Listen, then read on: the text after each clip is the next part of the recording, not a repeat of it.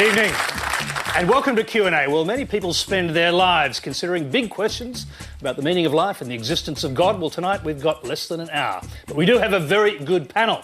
One of Australia's leading Catholic intellectuals, Father Frank Brennan, renowned journalist and atheist Christopher Hitchens, who's in Australia to deliver the opening address at the Festival of Dangerous Ideas, social commentator and founding editor of The Monthly, Sally Warhaft, and politics lecturer and former spokesman for the Islamic Council of Victoria, Waleed Ali, and Deputy Director of the Sydney Institute, biographer and commentator, Anne Henderson. Please welcome our panel.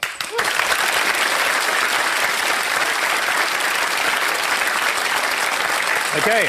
Now, remember that Q&A is live from 9:30 Eastern Time, so join the Twitter conversation and send your questions by SMS to 1975522 or to our website at abc.net.au/Q&A.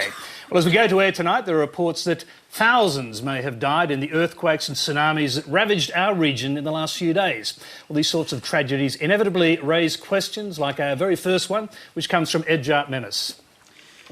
Yes, thank you very much. I'd like to speak to Mr. Hitchens. Thank you very much. I've noticed that you're wearing the Kurdistan flag again on your lapel. And we might come to that later, Edjart. The Kurdish, also, I really thank you very much for that, for your solidarity to the Kurdish people.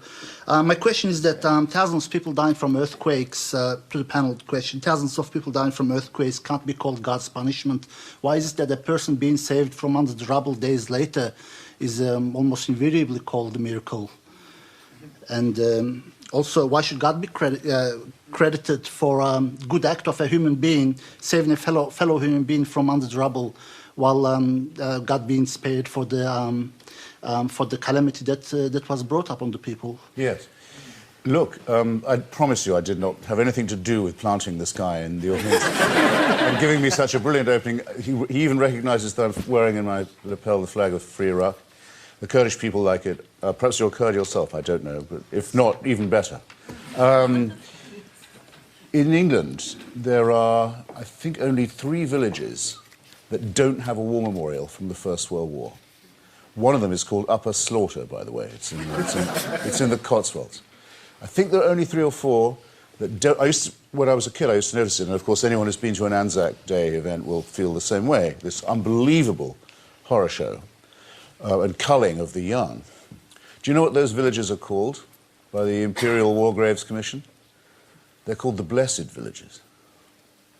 What's blessed about being the only village in a war which was fought for God, king and country, which didn't have any casualties? And what does it make all the villages that did lose dozens, or sometimes more than that, of young men, frequently every male member of the family?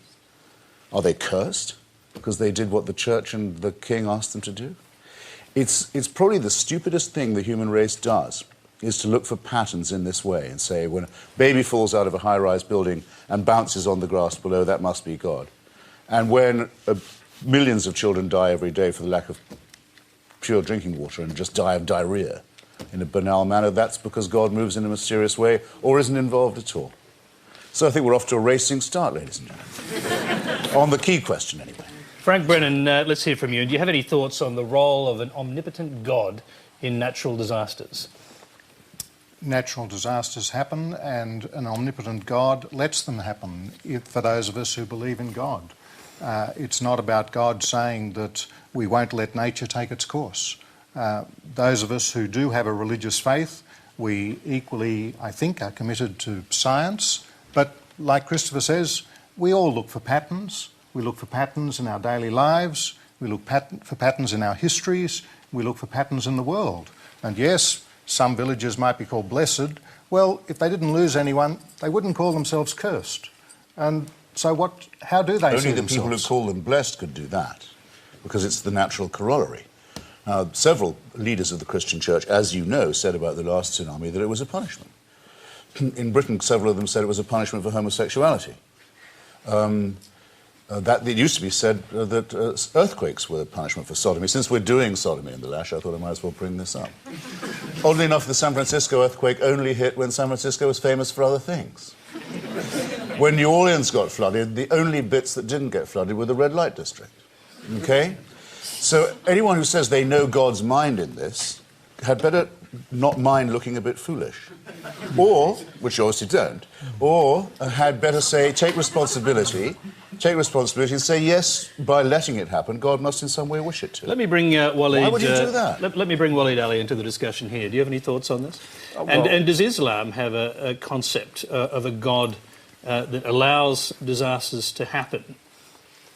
Well, I think by definition, if you believe in God, you would have to say that at the very least God allows this thing to happen, because to say otherwise would be to presuppose that God lacks the power to stop it, which I don't know of any religious tradition, certainly no monotheistic religious tradition that would say that. I do want to say something that I definitely agree with in what Christopher said, and that is that this sort of very simple dichotomised thinking about natural disasters, that they are punishment or reward, and this is the prism through which we view them. I mean, this has to be some of the most rudimentary, unsophisticated thinking that religious people and, frankly, irreligious people who perpetuate it even via criticism have ever produced. I think it's a ridiculous assertion. And I've not really encountered a serious religious thinker, as opposed to one who is too busy playing forms of identity politics or some other kind of rabble-rousing, persecuting some rabble-rousing religiosity, who would argue that.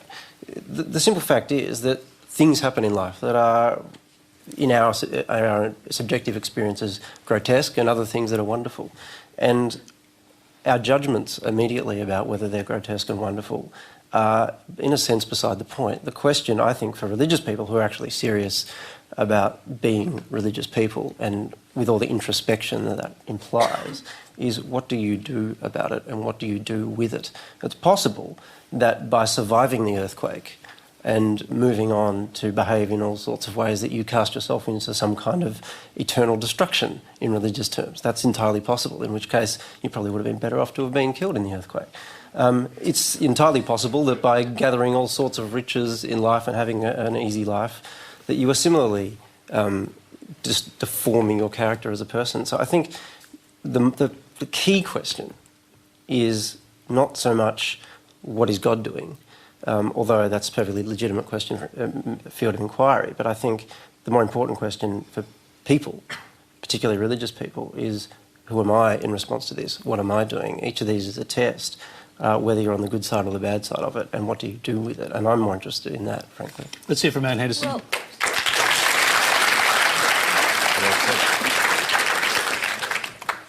Well, where I come from, I can't take too much of the God is a person or a thing or a human creation. I mean, the idea of religion is a human creation, and I grew up a Catholic and we had heaps of that little pictures of what God was.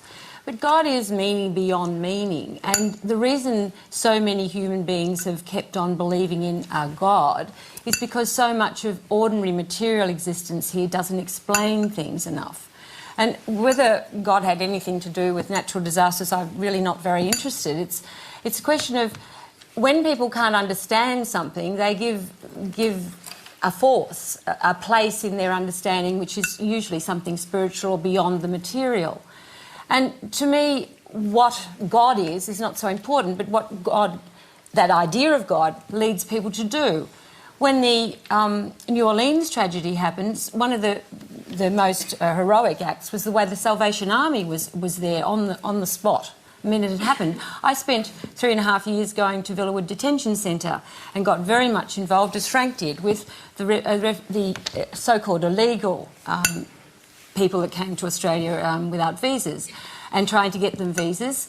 When I went to the yard, which was a very unpleasant place to be in every week, it wasn't the Fabian Society or the Pacifist Society that was there helping people, but invariably it was older nuns, people who had some connection with the Anglican Church. We sat down, people who believed in Islam, people who believed in Christ, people who believed in anything you could think of, and we were all kind of in the same boat together. But it was interesting how it was those that had some faith, who had the time too, no doubt, who were there helping. And to me it's... Is this a private institution? Well, Private what institution? The one you were visiting was... I was visiting a detention centre run by the government. People who came to us, or still, it was a policy brought in by the Labor government and continued under the Liberal government and continues to this day. Now we take people to Christmas Island, which is off I'm the going coast. to interrupt you and for a moment, and sorry, interrupt thing. everyone just for a moment, because we actually have a question that's coming up that actually leads us in similar directions. But you're watching a special politician-free edition of Q&A, answering the big philosophical questions. The clock is ticking. Let's move to our very next question. It comes from Joel Brown. My question is to Mr. Hitchens again. How do you account for the good work, specifically regarding the title of your book, Religion Poisoning Everything, the good work done by religious aid organisations overseas in third world and developing countries, as well as locally on our own shores and I'm sure in your country with the homeless and the needy? Actually, Christopher, can I interrupt? Before you answer that, think about your answer for a moment, because we haven't heard from Sally Warhaft. I'd like to bring her in and then go to you.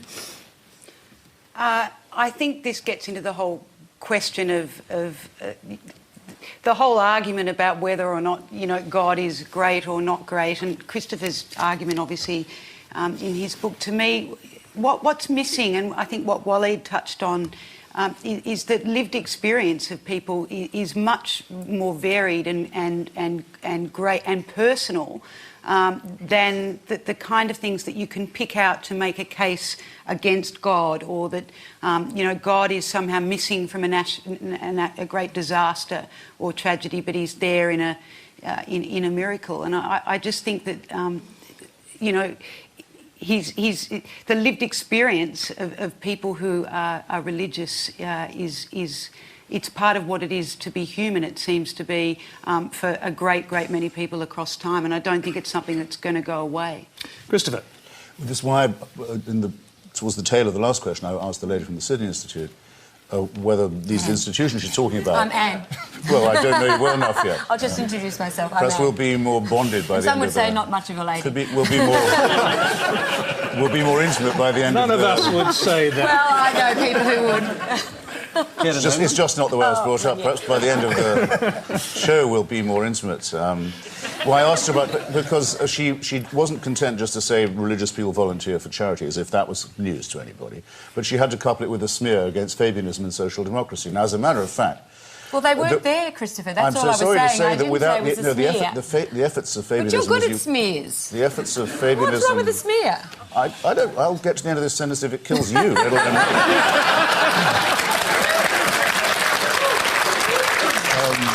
The efforts of socialists and social democrats to make sure that things like education and health do not depend upon private charity given by rich people and religious institutions to the deserving poor are the reasons why a lot of it's taken care of, because it's taken care of. Hang on, I wasn't we have welfare and... But just a minute, there's another smear. I wasn't a rich person giving charity where it wasn't gone. And you have to understand I didn't say that you were. Well, it seemed to come across I didn't that even way. imply that you were. No, the efforts of Fabianism and social democracy, socialism, were to make sure that these things didn't depend on the voluntary whim. Yeah, but they don't do that now. Or the idea of the deserving poor. Now, that's the first point. About the second point... well, because it's so taken for granted now, I love to remind people, actually, this was a long time ago. meant social political action, as you quite correctly say, and I can help you out here by emphasising it, quite a while ago. That's why I said not to forget it. Now, to the point about religious activism, isn't it true, haven't you all heard, that Hamas does so well because it supplies social services? Are you going to say that it's the same is true for Hamas and Islamic Jihad?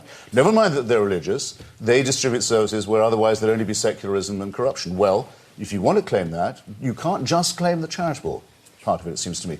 Mother Teresa, endlessly praised for work that most of the time she actually never did. I went to watch her very closely in Calcutta. You don't mind that she thinks that what Bengal and Calcutta mainly needs is a campaign, a clerical campaign, against birth control and family planning. Has anyone here ever been to Bengal and concluded that's what it really needs? That's what she was really campaigning for, in case you're worried. But never mind. She gives a wonderful impression of being a charitable person. So what Indians need is more missionaries to cure poverty, when everybody knows there's only one cure for poverty, which is the empowerment of women, which means giving them some control over their reproduction.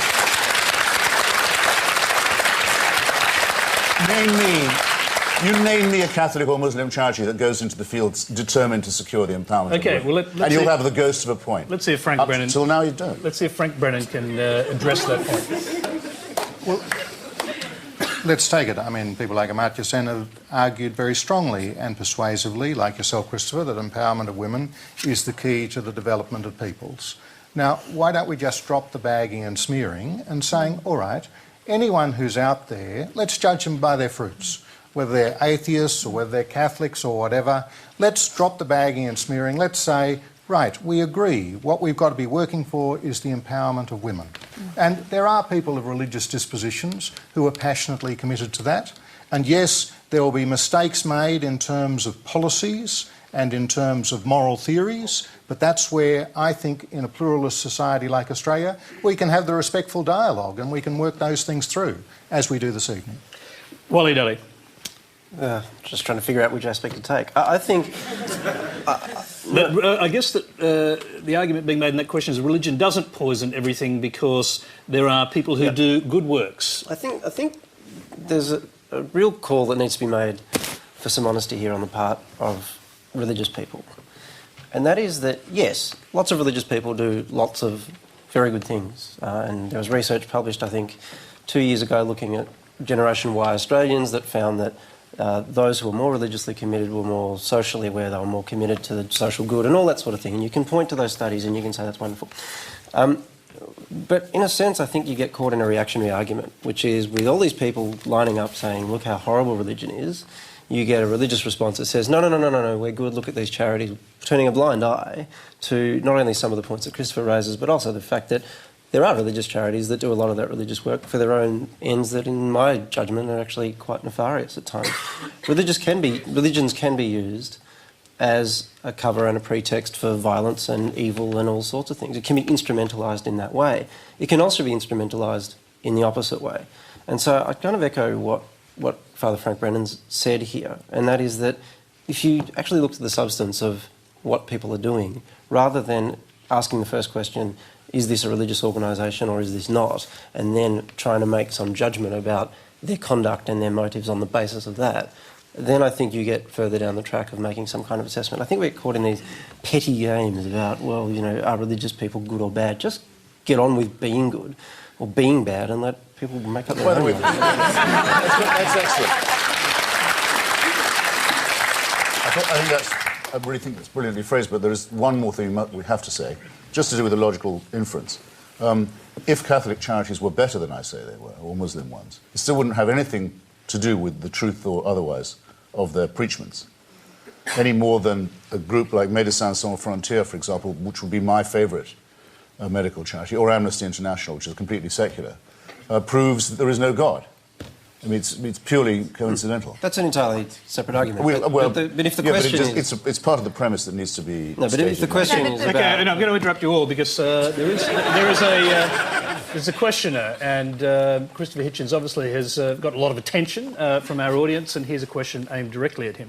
Oh dear. It's from Jessica Langrel. Just another one to Mr. Hitchens. You typically stereotype religious people as dogmatic and fundamentalists. No, I don't. How is this when people who listen to you feel as if you're the one being dogmatic and fundamentalist in your evangelical pursuit to convert the world to atheism? Well, I have to... I would have expected more applause for a cheap point like that. That's more like... Now, that's more like what I call applause. For I will have to, Tony, put myself in the safekeeping of your audience tonight, here, physically, and those who are watching, and ask them if they really think that's what I do or what I'm like. And that the reason the questions come to me, all of them so far, is not just because of my sexual charisma. But if it was that all this, this description of me as dogmatic and my only description of others as being dogmatic was true, then I wouldn't be able to correct it in the time of this show. Christopher, just getting to the point of why religion still resonates, here's a quote from your book for you to reflect on. Religion is the sigh of the oppressed creature, the heart of a heartless world. It is the spirit of a spiritless situation. is the opiate of the people, quotation goes on. And it goes on even more beautifully to say that... no, it's not from me. It's not from me. It goes on to say that criticism of religion has plucked the flowers from the chain, not so that men and women may wear the chain without consolation, but so that they may break the chain and cull the living flower. It's from Karl Marx. It's the opening of his critique of Hegel's philosophy of right. It's the most misrepresented quotation probably of the 19th century. It's the one where he doesn't say religion is the opium of the people. But he does. It's the one that shows that atheists are not dogmatists. But he does understand, essentially, in making that point, why religion still resonates today. He understands why religion is ineradicable, why it's part of the human makeup and personality, and why it's the most interesting argument that we have, because it was our first attempt at philosophy, just as it was our first attempt at healthcare, cosmology, astronomy, and so on. It's the argument that never goes stale. But I think one of the strengths of your book is that you do concede that religion is ineradicable. So, given that reality, I mean, I come back to the point, why not drop the bagging and smearing, and let's say the solvent is respectful public discourse. We judge things by their fruits, and if there be arguments which are put which are misconceived, then we talk that out. Okay, hang on. Father, you're the soul of charity, but I mean, who's been bagging and smearing? And you've said that twice now. As if you're sitting there, our only protection against a wave of smearing and bashing. I thought that as long as we have a civil conversation, we don't have to keep on saying that that's what we're doing. Okay, in this civil conversation, we have an audience. We've got a gentleman up there with his hand up, and I'm going to come to you. This question's for Chris and for Waleed. Frank and Waleed. You said that we live in a pluralistic society, where a duality society. What is your views on gay marriage, and why is it there seems to be such opposition from the Christian and Muslim societies against it? Okay, we'll take a quick answer from Frank and Waleed on that. I've just finished a national human rights inquiry. We've heard about this constantly around the country. I would approach the issue of gay marriage distinguishing two things. One, people of a religious disposition may have a view about what they call the sacramentality of marriage. I would see that as a separate question from the civil institution of marriage. Now, in terms of the civil institution of marriage, I think one of the welcome developments in Australia is we've got to the stage of saying that discrimination against people on the grounds of their sexuality should be wiped out completely, and that we're a better society for that being the case. In terms of the next step, whether or not in civil law there should be a recognition of the bond between two men or two women as being the same as marriage as it's presently understood, the real issue, I think, is whether or not that decision is best made by our elected politicians or whether it's made by unelected judges. And I think at the moment in Australia the view has been that that should be a decision of our elected politicians. My own view is, moving around the country, I think that younger Australians, they don't see it as a problem. It's not an issue. I think for a lot of older Australians, it's still an issue, and guess what? A lot of them happen to be married. So in terms of a free and democratic society, for those who are civilly married, then we've got to bring them with us as we look at any change on that issue. All right, before I go to anyone else on that, you're watching Q&A. We actually have a video question that's going to, I think, continue this discussion. We're watching Q&A. Remember, you can send your web or video questions to our website. The address is on the screen, like this video from Joseph Bromley of Malmesbury, Victoria. Hello, comrades.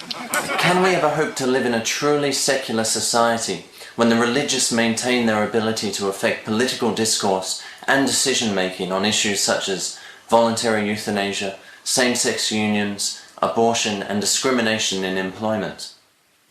Christopher, this won't mean anything to you, but I was a bit distracted by that because he looks enormously like a young Malcolm Turnbull. I'll just repeat his question. I was thinking Sid Barrett, actually. Can we ever hope to live in a truly secular society when the religions maintain their ability to affect political discourse and decision-making on issues like voluntary euthanasia, same-sex marriage, abortion and discrimination in employment? Waleed Ali. I frankly don't understand the question. Well, I do literally understand the question, but there are assumptions embedded within it that I think need to be examined. I actually think a secular society implies the ability of religious arguments to enter the discourse. The idea of secularism, the reason for it coming into existence, was to open the public discourse to a range of views, religious, irreligious, and otherwise. It's about the separation of church and state. That is, it's about removing the levers of government, the levers of power, from a religious institution like the church. That's a different thing from saying that arguments that have their grounding in some kind of religious commitment cannot be aired. That, to me, is actually an anti-secular position, because what it's doing is it's saying, here are the approved modes of discourse, here are the approved arguments. The idea of a secular society is to say, if you want to come from a socialist perspective, if you want to come from a Christian perspective, an Islamic perspective, a Hindu perspective, or some other perspective that as yet has not been conceived, fine, and we'll sort that out in the political process. I think to say, on euthanasia, religious people are not allowed to comment as religious people is ridiculous and anti-secular and anti-liberal. Okay, Sally Warhart. I agree with everything Waleed said. If what the question was meant to ask was, as meaning a society without religion, then I'd say you want to be careful what you wish for. And Perhaps he's talking about a society without politicians who are expressly religious. Well, then maybe we should all be praying very hard for that. I'm not sure. But, you imagine... Or voting very hard for it. That's right. What Waleed said is absolutely true. Secularism means everybody can get involved, and it's a great thing about a country like this. But you imagine back in time. I don't want to imagine a world that never had Mozart or Bach in it. You have to be careful what you ask for. You're not religious, though. Why do you value religion? Because I think that I'm interested in what drives human beings, in what makes human beings human. And I think there is obviously, whether you're religious or not, there is something in human beings that passions and faith override reason. In just about everything we do, from we get up in the morning and we choose what to wear, or there's a lot that's going on in human behaviour that is not that well thought out, and in fact a lot of our reason is in analysis. It's after the fact, and I think that none the worse for that, though. You need both, Though it's true there aren't many secular Gothic cathedrals, for example. But Verdi could write a beautiful. What do you call the Kremlin? Well, it's Verdi could write a very good requiem without actually being a believer, but I don't think that John Donne could have written his sacred poetry not thinking, I don't really believe any of this. It's quite clear that there's an instinct in all of us for the numinous and the transcendent, you might say. I think you can have it without the supernatural. In fact, I think you have to. Well, again, I couldn't agree more with, if I may call you one in. Well, that's what secular means. But in that case, I think it behooves the religious to say what they genuinely mean. Now, Frank just talked about homosexuality as if the church had never condemned it as a mortal sin. Yes. It's extraordinary. I would not know that you remember the Society of Jesus, except that it was a very Jesuitical point you were making. and concealed your main one. And I'm sorry, well, it is the same. Islam says the same. You cannot be a good Muslim and publicly be homosexual. Why don't you, given the wonderful freedom of a secular conversation, where no one's going to say anything about your right to say it, why don't you say what you actually think? How about that? Okay, yes, Anne, and then I'd like to hear from Frank. Can I just say that what I find interesting about your book, Christopher, is that everyone's the same, and yet we're all violently different. And if you are a cultural Catholic, as I am, I don't listen to what the Pope says every day and take my guide from him. My mother, who's 84, says she had a Vatican bypass 30 years ago. It isn't like you see. Maybe because you're not a believer, you don't understand that. Sounds like progress of a kind. No, but she converted from a completely non-believing family when she was about 20. But the thing is that religion is so manifestly pluralist as well. There's so many different ways in which people see God. And even within the Catholic Church, there's violently different ways in which people practice their faith. Did you say violently? The idea... I missed that. You did say violently. Well, violence. know you Well, I didn't agree mean with to. you. I agree with you on all that you say about violence among religion, and that's the point. I like the old Greeks and the Romans. You had a god of war and a god of peace, and you had different kind of gods. I like that. But the idea that we're all following the Pope, I think, is a bit misguided. Okay, I want to... You're either a Roman Catholic or not. You can be tons of kinds of Catholic. Oh, you'd be surprised. There are several. There are 5 popes I know about. There's a Coptic pope. There's an Eastern pope. No, all right. Well, I'm talking about the one in Rome. Not accepting the but, authority of the Holy Father. I leave it to this father. But I mean, I think there's not. I think since about people 1969... who take their faith a la hasn't carte and cafeteria style don't impress me very much on the points of principle and conviction that we're supposed to be talking about. If Catholics were following the Pope, they'd all have 10 children. They don't. Well, Frank Brennan, that's a start too. Can I hear Frank Brennan on the progress of a kind? The fundamental point that Christopher Hitchens made, which is how can you say something which is clearly against the teachings of your church, clearly against the teachings of the Pope? I haven't said anything clearly against the teaching of my church or against my Pope. I have drawn a distinction. So, but hang on a sec. Is homosexuality a sin or otherwise? And if it is a sin, is it the sort of sin that would see you go to hell according to Roman Catholicism? No, homosexuality is not a sin. It's a disposition. If you want to argue about whether particular homosexual acts are appropriate for an individual in a moral context, that would require a pastoral discussion with that individual. What we were discussing previously was what should be the law in a civil society such as Australia, where you have people of different religious convictions. And the question was whether or not there should be same-sex marriage. Now, that is not an issue which is resolved by determining what the Catholic Church says to its own members it regards as moral or immoral. They're quite distinct questions. Walid Ali, you're on the same question, if you like. Is homosexuality a sin in Islam? I'll get to that. The thing I want to say... But there's an important distinction here, and I get often frustrated with this discourse of lumping the Islamic tradition in with the Christian tradition, particularly the Catholic tradition, because they're structurally so fundamentally different. The Catholic tradition has a church which has a kind of divine imprimatur and authority. The Islamic tradition is a far more anarchic tradition in a sense. There is no centralised authority, especially in the Sunni tradition. So to say the Islamic teaching on anything is X is a position that immediately becomes contestable. You can try to verify it statistically or otherwise, but the point is that at the very least in theory, if not in practice, any position that you take is a position that you take that may or may not, that may be fallible and is open to being contested by other Islamic theologians or other Muslims and so on. So on any question, whether it be homosexuality or it be anything, you will find a position that the majority take. And on the question of homosexuality, undoubtedly, if you took a poll in the Muslim world, you would find that most people would consider it sinful behaviour. But if you took... Dodging it. It's not what Muslims think, it's what Islam teaches. Yeah, but my question is, what exactly is your repository of a list of Islamic conclusions? There is no book called Islamic law. There is no Islamic body that says this is what Islam teaches. It has for 1400 years been an ongoing conversation. So, and what ongoing conversations are very good.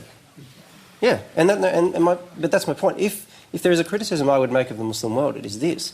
It is that, particularly in the post-colonial era, as religion has become an identity movement rather than something that's actually anything to do with spirituality and faith, in my view, particularly in the post-colonial world, that religiosity, Islam has become instrumentalised as a list of conclusions, as a political ideology, as though there is some manifesto you can just download from a computer and install into a society.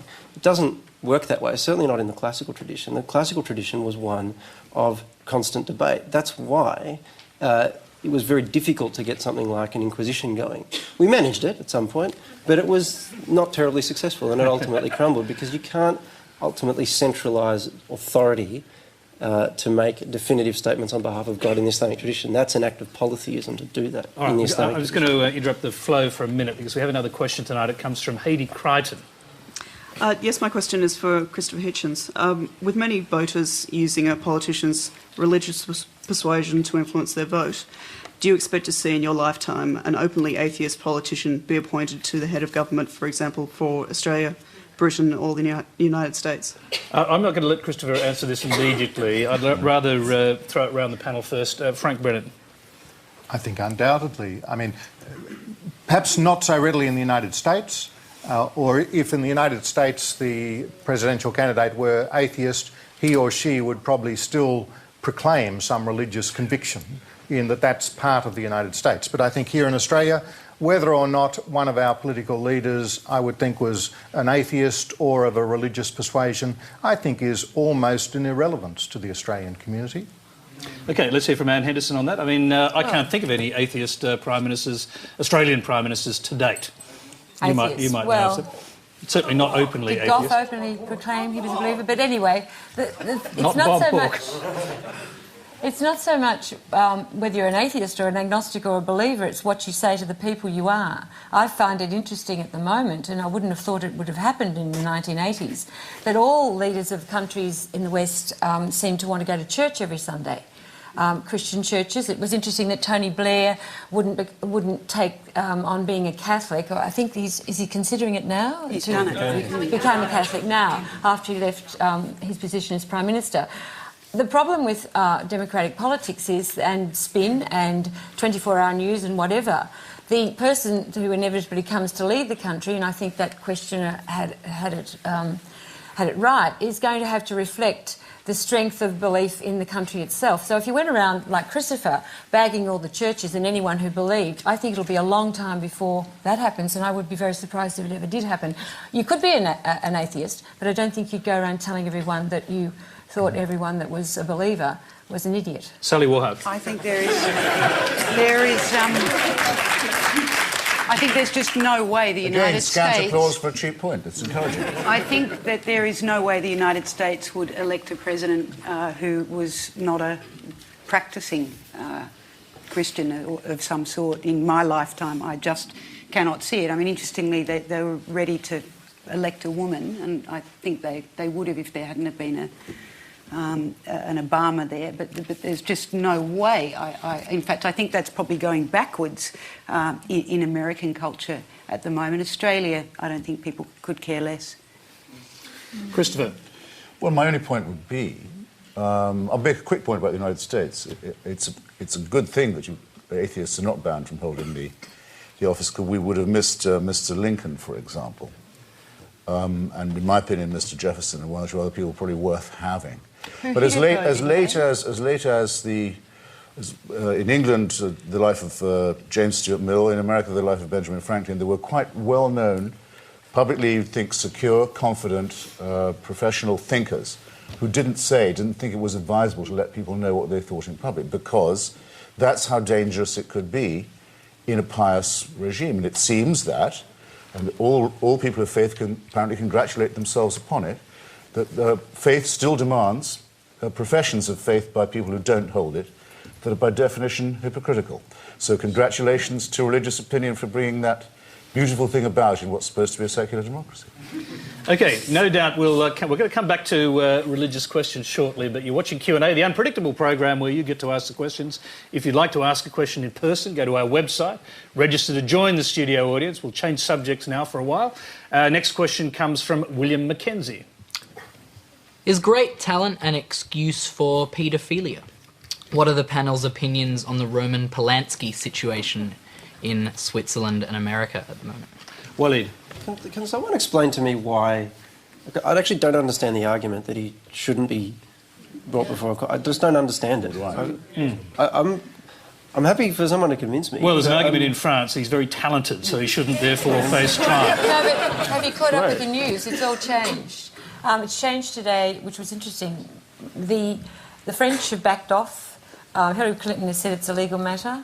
The Polish leader, I think, has backed off, even though he's married to someone who's supporting Polanski.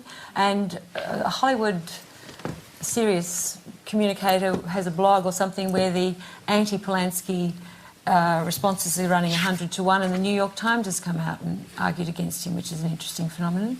So maybe it's changing. Can I say I don't know why it would be interesting. I mean, I just can't believe they wouldn't argue that he should be tried. I was reading his autobiography last night, and Polanski's account of, making love to this young woman on Jack Nicholson's couch. It was just So why has it taken so long? That's because a he ran away. That's where the talent comes in.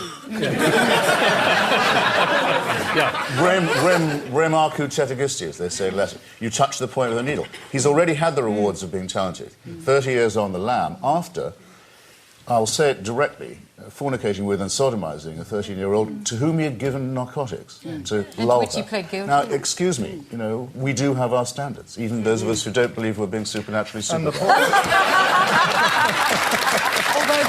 the really sad thing is that this woman has come out and said that the trial by media that she's going to have to endure in this is she believes will be worse than the actual crime, which is it's a really sad and terrible tale. But that's his fault too. That's yes, absolutely it is, and he still needs to be tried. But it's awful that she's going to have to suffer. So she doesn't want it to define her whole life. For discussing this, and yet he has to be tried. But it was his lawyers that brought this back into the arena, and so in a sense this has been all brought about because late last year his lawyers tried to get through a loophole in the law to have his charges dropped, and of course that then set the prosecution out and running. Can I make a point and a sort of admission here? And I'm almost surprised. I'm almost surprised by the admission, which is it's a simple one, really. That I've actually been to see several of his films in that period. I've watched others on DVD, and when you think about it carefully, is that somehow supporting? You mean we'd have been deprived of the films if he'd been nabbed in the first place? Not at all. I'm simply saying I wonder why I didn't think about this at the time. Oh, well, because we're all capable of keeping two sets of books. I mean, that's part of our nature. Well, I can see that I'm not the only one. Just for discussing this subject, a couple of years ago, my magazine, Vanity Fair, was sued by Mr. Polanski from Paris in London, not in America, where he thought the jurisdiction would be easier on him. He didn't even have to appear in person, because he thought that might be risky. He made a video deposition. We claimed he had no reputation to defend. He walked away with a lot of our money on a libel judgment, saying this couldn't be discussed. So I would say, screw him. And I would add, screw him for a chain. Frank Brennan. It's his turn. Going back to the question, I mean, what about the 13-year-old girl? I mean, she's saying no. But go back to then, and I mean, to speak of, the talent of the one who is the perpetrator, what about the talent and what's happened to the victim? And what the law's got to be about is protecting the victim, whether or not she's talented.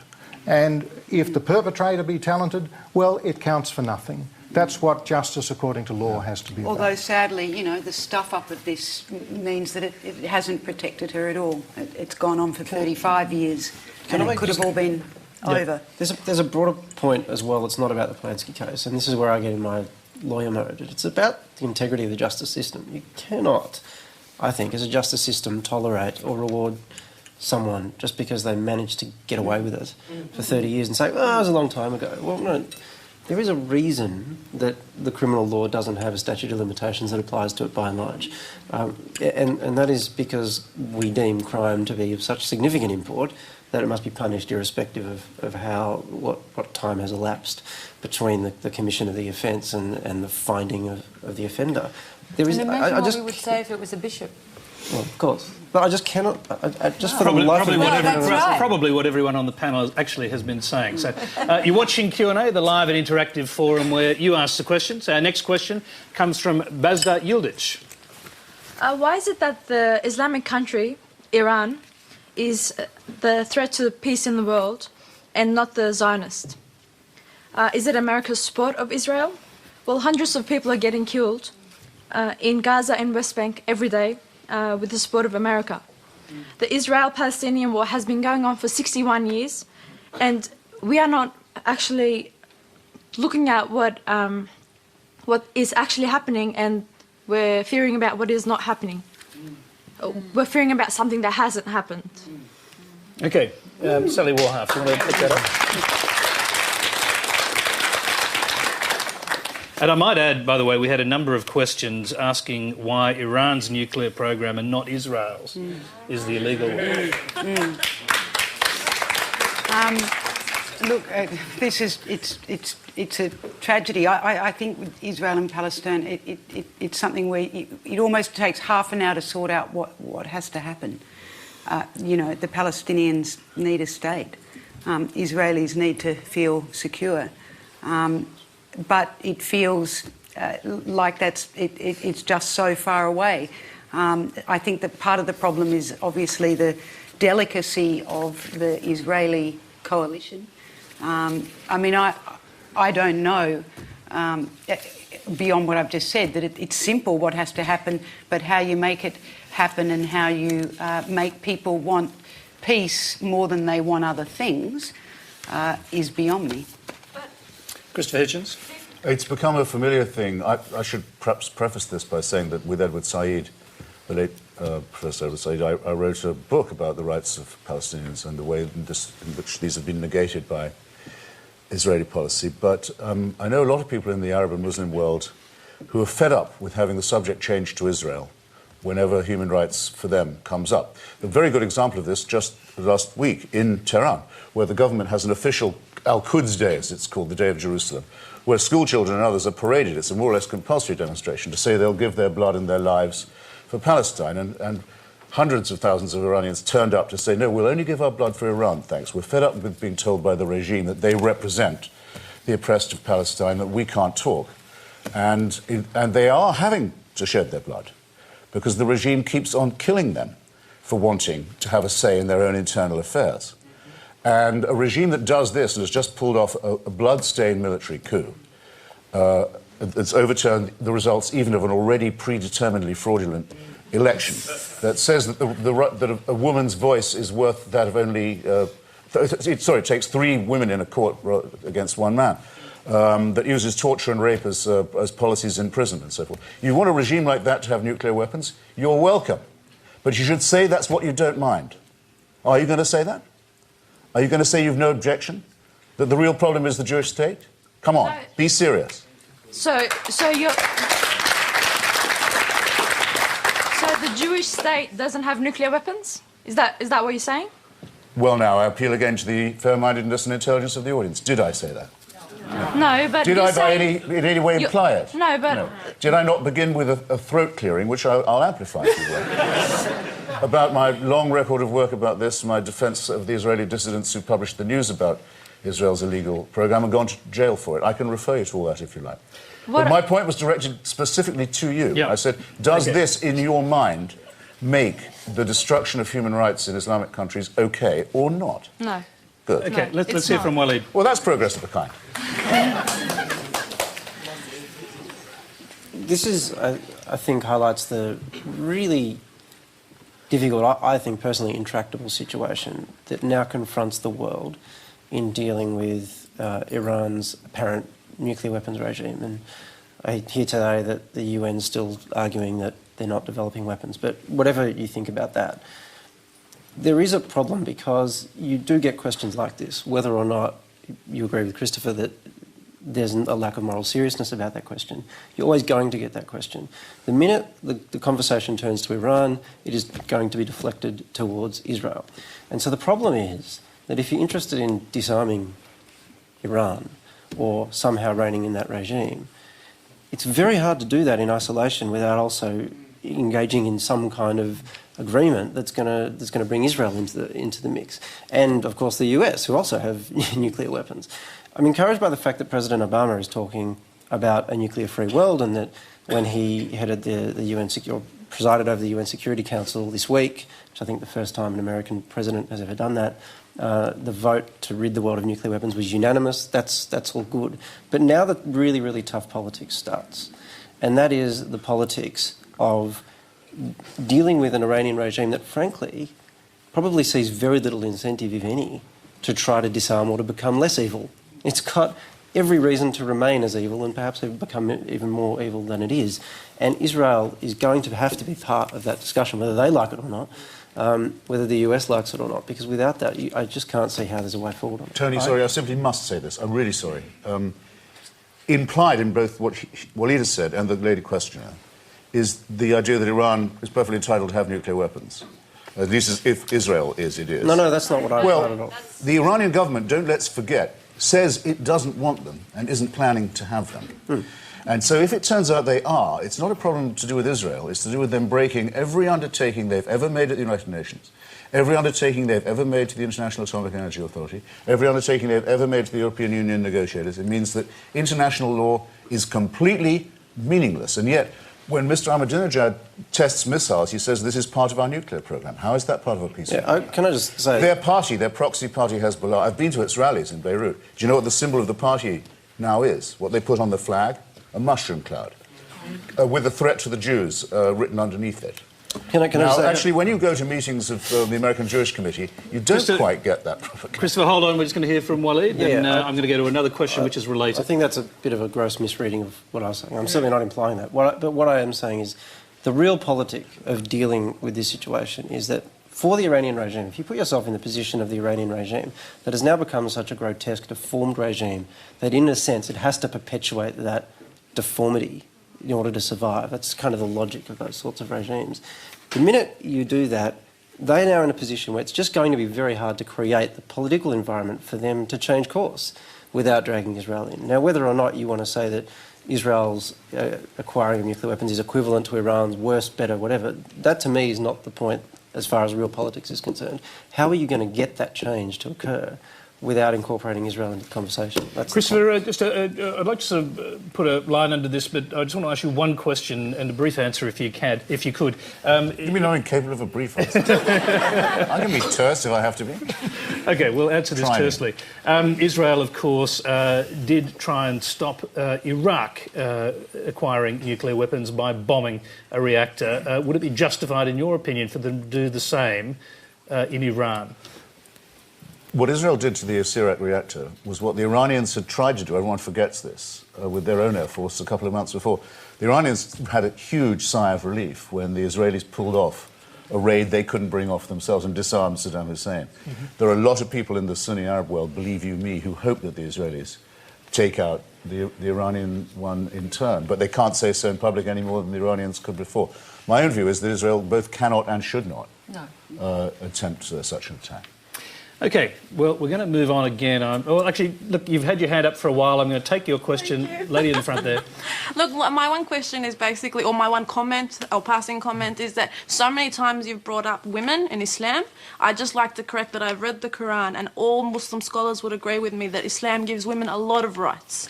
We over and over give women in Islam through the Quran. I may not say it through individuals who preach the religion, but Islam through the Quran gives women a lot of rights, and I need that to be heard. I need that to everyone to understand and hear that. I mean, I am a young Muslim woman myself. I sit before you, I have a voice, and I can speak to you, and I can look you in the eye, and I do have my rights. And when I go to Iran, I'm actually Iranian as well, so when I go to Iran, I also have my rights. I need it to be heard that the Quran, Allah Subhanahu wa ta'ala gives us our rights. People, individuals in countries and people who represent our religion may not, and they may do the wrong thing to sort of stand in front and show us religion and preach us religion, but Islam does. All right. We're going to take that as a comment, a very passionate one at that. OK. Well, no. No, we're not. No, we're not going to take it as a comment. I can see your face, I can see your hair, and I can see you sitting in an audience with young gentlemen. Don't you tell me you can do any of that in Iran. I can, though. No, you can't. Yes, I can. No, you cannot. I can. In Iran, in the Islamic Republic of Iran, where I have been, my hair would be out. My hair would be out because my veil would be little. My hair would be, it may be covered a little bit, but just like in the Bible, in the letter to the Corinthians, it says to cover your head, to be modest. It's a shame she spoiled what could have been a perfectly good statement. All right, OK, I'm sorry. Modesty would be there. I mean, you've been talking about these cheap jokes and things throughout this whole conversation, but you're the only one making the cheap comments. You insult your sisters in Tehran who are being beaten, and raped every day when you say that they have their rights in the Islamic Republic. It's an insult to the women of Iran. I do not. Astaghfirullah. OK. We're nearly out of time. You're watching Q&A live. If you'd like to join the audience, register on our website. The address is on your screen, abc.net.au/Q&A. We have one last question. It comes from Pam Collicott. Many non-believers facing death change their minds about religion. Is that fear or comfort? OK, we're going to have quick answers from everybody. Frank Brennan. It's often both.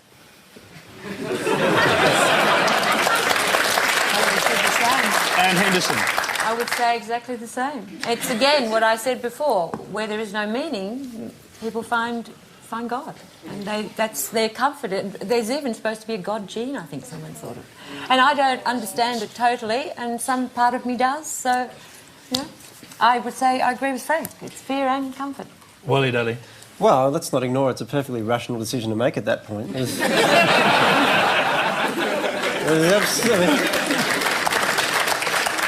You're on your deathbed, there's absolutely no point not believing in God at that point.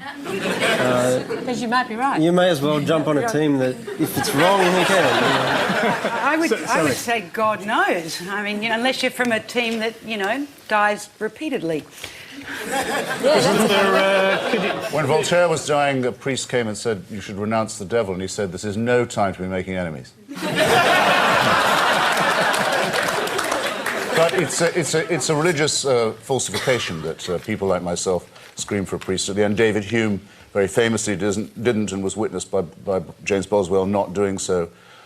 Most of us go to our ends with dignity. If we don't, and if it is the wish for fear or comfort, then both of these things are equally delusory, as religion is itself. And I think thank you. We've proven, I think, tonight that this kind of discussion is worth having, but that is all we have time for. I'm sorry to those people who still got their hands up. Please thank our panellists, Frank Brennan, Christopher Hitchens, Sally Warhart, Wally Daly and Anne Henderson.